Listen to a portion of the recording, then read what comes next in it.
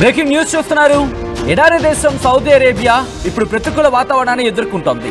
మరి ముఖ్యంగా గత కొన్నేళ్లుగా, అందులోనూ గత 6 ఏళ్లుగా ప్రతికూల వాతావరణంతో ఇబ్బందులు ఎదుర్కొంటోంది.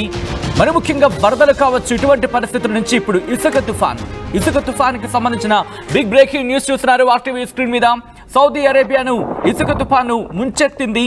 రాజధాని రియాద్ను పూర్తిగా కమ్మేసింది ఇసుక తుఫాను కారణంగా జనజీవనం స్తంభించుకుపోయింది. జజాన్, ఆజిర్, అల్బహా, మక్కా, అల్ ఖసీం నగరాలపై విరుచుకుపడింది తుఫాను. ఒక్కసారి ఆ తుఫాను ప్రభావాన్ని మీరు చూస్తున్నారు. ఇది పూర్తిగా ఇసుక తుఫాను. జీరో విజిబిలిటీ అంటే అర్థం చేసుకోవచ్చు. ఆర్టీవీ స్క్రీన్ మీద విజువల్ మీరు చూడడం జరుగుతోంది. ఎక్కడా కూడా అంటే ఎదురుగా ఏముందో, ఏం జరుగుతుందో కూడా తెలియని పరిస్థితి. బయటకు అడుగు పెడితే కనుక ఆ గాలికి, ఆ దుమ్ముకి, ఆ ధూళికి కొట్టుకుపోవడమే అటువంటి పరిస్థితి ఉంది. ఇదే పరిస్థితి ఇంకొక 2-3 రోజులు అంటే బుధవారం వరకు కూడా కంటిన్యూ అయ్యే అవకాశం ఉంది అంటూ కూడా అక్కడ సౌదీ వాతావరణ శాఖ చెప్పుకొచ్చింది. ఇదే పరిస్థితికి ఇంకొక 2 రోజుల పాటు కొనసాగే అవకాశం ఉందంటూ కూడా సౌదీ చెప్పుకొస్తోంది.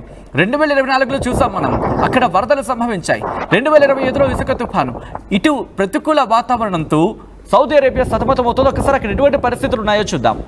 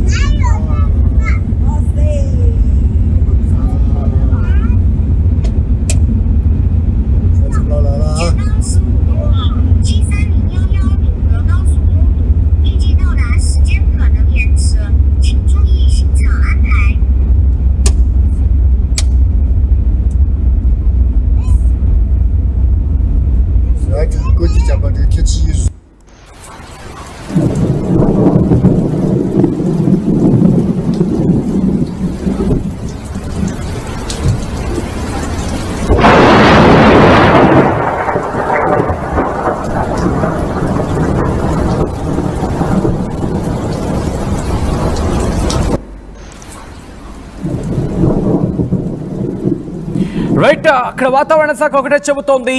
మరీ ముఖ్యంగా ఇంకో 2 రోజుల పాటు ఇటువంటి వాతావరణం కొనసాగే అవకాశం ఉందంటూ కూడా చెప్పుకొస్తోంది. మీరు చూడొచ్చు, ఉరుములు మెరుపులతో పాటు పిడుగులతో కూడిన వర్షాలు అక్కడ పడుతున్నాయి. ఉరుములు మెరుపులతో పాటు దుమ్ము ధూళితో కూడిన శాండ్ స్టామ్ అంటూ ఉంటారు. ఇసుక తుఫాను ప్రస్తుతం సౌదీ అరేబియాను చుట్టుముట్టేసింది. దీంతో అక్కడి ప్రజలు నానా అవస్థలు పడుతున్నారు. జనం రోడ్డు మీదకి రావాలంటేనే జంకుతున్న పరిస్థితి. ఇసుక తుఫాను కారణంగా జీరో విజిబిలిటీ నెలకొంది. దాంతోపాటు ఏ క్షణాన్ని ఎటువంటి ప్రతికూల వాతావరణం ఉంటుందంటూ మరికొంతమంది ఇళ్లకే పరిమితం అయిపోయిన పరిస్థితి కొన్ని సందర్భాల్లో. ఇటువంటి పరిణామాల్లో అక్కడ ఏం జరుగుతోంది, ప్రస్తుతం వాతావరణ శాఖ ఏం చెబుతోంది, సౌదీ అరేబియాకు సంబంధించి తెలుసుకునే ప్రయత్నం చేద్దాం. మా ప్రతినిధి రామ్దాస్ అప్డేట్స్ అందించేందుకు సిద్ధంగా ఉన్నారు. రామ్దాస్, సౌదీ అరేబియాలో ఇసుక తుఫాను ఇంకా ఎన్ని రోజుల పాటు కంటిన్యూ అవకాశం ఉంది? అక్కడ వాతావరణ శాఖ ఏం చెబుతోంది? ఇక్కడ ఇసుక తుఫాన్ ముంచెత్తోంది సౌదీ అరేబియా. ముఖ్యంగా రాజధాని రియాద్ అయితే పూర్తిగా ఇసుక స్తంభించిన పరిస్థితి కనబడుతుంది. దీని కారణంగా జనజీవనం అయితే స్తంభించింది. ప్రధానంగా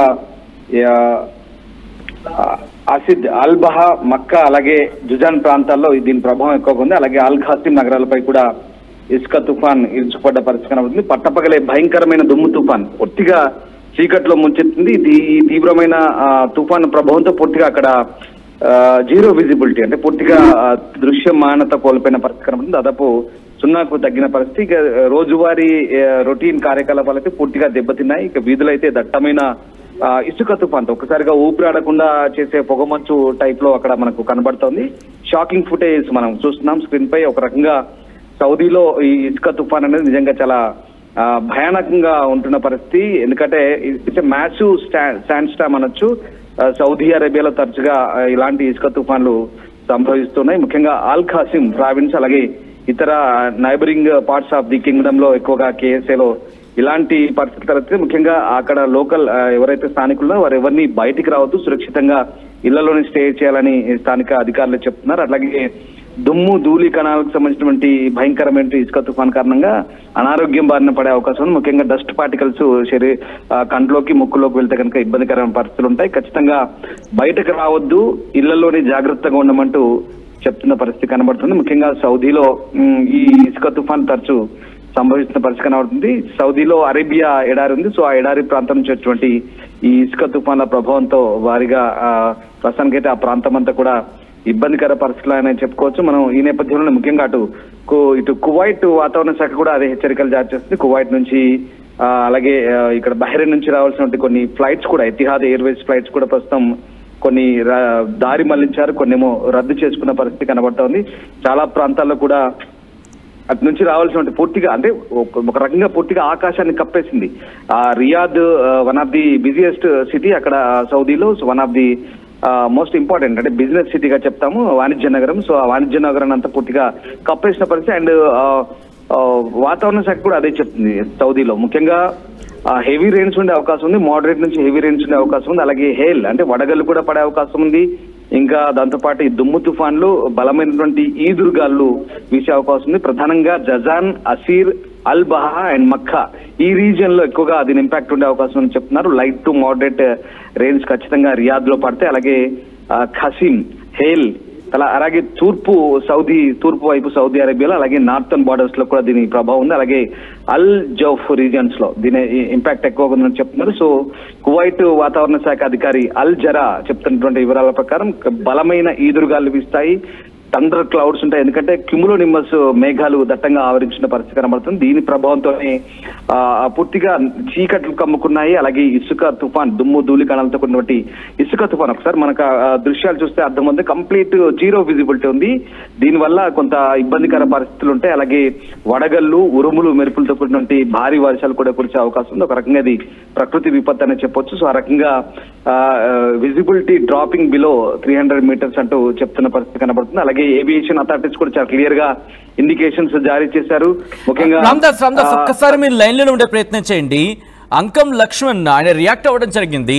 ఆయన ఏమంటాడంటే తను సౌదీ అరేబియాలో ఉన్నాడు, ఇన్ఫాక్ట్ తాను సౌదీ అరేబియాలోనే ఉన్నాను, నిన్న తుఫాన్ వచ్చి ఇబ్బంది పడాల్సి వచ్చింది, ఇప్పుడు ఈరోజు పర్లేదు వాతావరణం బాగుంది, సల్మాన్ పార్క్లో అక్కడ పనిచేయడం జరుగుతుందని చెప్పుకొచ్చారు. ఒక్కసారి లక్ష్మణ్ ప్రస్తుతం మీరు ఎటువంటి ఇబ్బంది పడ్డారో, అక్కడ వాళ్ళు ఎటువంటి ఇబ్బందులు పడ్డారు అనేది మీరు కమెంట్ చేసే ప్రయత్నం చేయండి. అట్ ద సేమ్ టైం ఎవరైనా సౌదీ అరేబియాలో తెలుగు వాళ్ళు ఉన్నా కనుక లేకపోతే మిగిలిన భాష వాళ్ళు ఎవరైనా సరే ఒకసారి మీ కమెంట్ చేసే ప్రయత్నం చేయండి. సో దట్ ఇక్కడ వాళ్ళు కమ్యూనికేట్ చేసే ప్రయత్నం చేస్తాను. అక్కడ ఆ వాతావరణం, ప్రతికూల వాతావరణం నుంచి మీరు ఎలా బయటపడడం జరుగుతోంది, దాన్ని ఎలా ఎదుర్కోవడం జరుగుతుంది, అక్కడ అధికారులు ఎటువంటి చర్యలకు దిగారు, ఎటువంటి జాగ్రత్తలు తీసుకోవడం జరుగుతుంది చెప్పే ప్రయత్నం చేయండి. మా ప్రతినిధి రామ్దాస్ దగ్గరికి వెళ్ళే ప్రయత్నం చేస్తాను. రామ్దాస్, మీరు అన్నట్టుగా ఇంకొన్ని రోజుల పాటు కంటే అవకాశం కనిపిస్తోంది కాబట్టి ఎటువంటి జాగ్రత్తలు కావచ్చు, ఎటువంటి హెచ్చరికలు కావచ్చు అక్కడ వాతావరణ శాఖ కావచ్చు ప్రభుత్వం జారీ చేస్తోంది?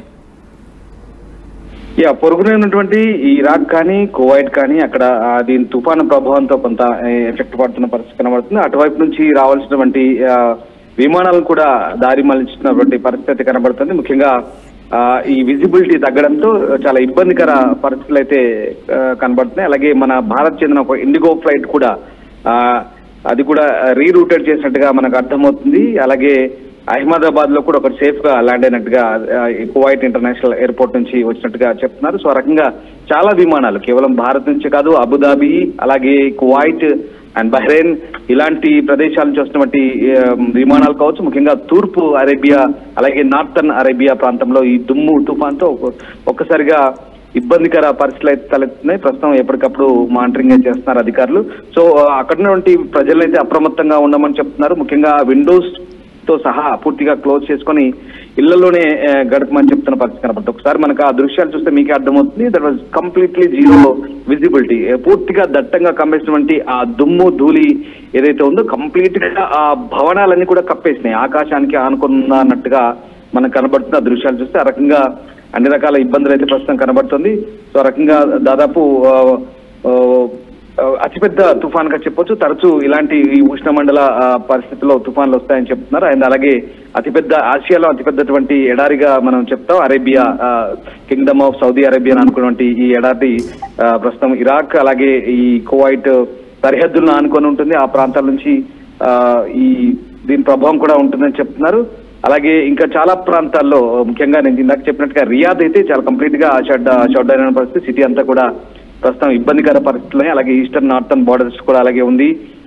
అల్ జోఫ్ రీజన్ కూడా అలాగే ఉంది. అసీర్, జజన్, అల్ బహా, మక్కా కూడా దీని ఎఫెక్ట్ పడినట్టుగా కనిపిస్తుంది. సో ఆ రకంగా ప్రస్తుతానికి అటు కైరో నుంచి ఈజిప్ట్ కైరో నుంచి రావాల్సిన కూడా విమానాలు, అలాగే అసూట్ అనే ప్రాంతం నుంచి రావాల్సిన విమానాలు దమ్మాం రియాద్ నుంచి దమ్మాంకు మళ్లించినట్టుగా చెప్తున్నారు. సో మొత్తం మీద powerful winds and cumulonimbus thunder clouds and అలాగే